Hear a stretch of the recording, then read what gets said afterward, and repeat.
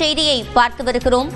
ஏமனில் விதிக்கப்பட்ட தூக்கு தண்டனையை நிறுத்த இந்திய அரசு ராஜாங்க ரீதியான நடவடிக்கை எடுக்க உத்தரவிடக் கோரி நிமிஷா தரப்பில் உச்சநீதிமன்றத்தில் மனு தாக்கல் செய்யப்பட்டிருக்கிறது. இது தொடர்பான கூடுதல் விவரங்களை கேட்கலாம் செய்தியாளர் சுசித்ராவிடம். சுசித்ரா, விவரங்கள்.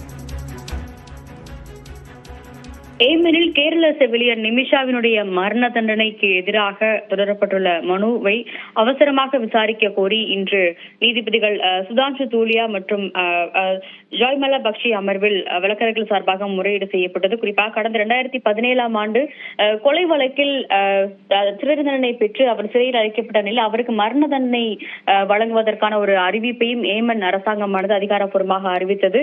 அதனை அடுத்து சனாவில் உள்ள மத்திய சிறையில் அவர் அடைக்கப்பட்டிருக்கும் நிலையில் வரும் 16ஆம் தேதி அவருக்கான அந்த மரண தண்டனை என்பது நிறைவேற்றப்படும் என்ற ஒரு தகவலை அதிகாரிகள் அவருடைய குடும்பத்தாருக்கு, நிமிஷா பிரியாவுடைய குடும்பத்தினருக்கு தெரிவித்துள்ளார்கள். இந்த நிலையில் அவரை காப்பாற்றுவதற்கான முயற்சிகளை எடுக்க வேண்டும் என்ற ஒரு கோரிக்கையை வலியுறுத்தி உச்சநீதிமன்றத்தில் நிமிஷா பிரியா மற்றும் தனியார் என்ஜிஓவின் சார்பாக இன்று இந்த வழக்கானது மேலும் முறையீடு செய்யப்பட்டது. அதனையடுத்து வழக்கை நாளை அல்லது திங்கட்கிழமை விசாரிப்பதாக தற்போது உச்சநீதிமன்றம் அதிகாரப்பூர்வமாக அறிவித்துள்ளது மிக முக்கியமாக பார்க்கப்படுகிறது.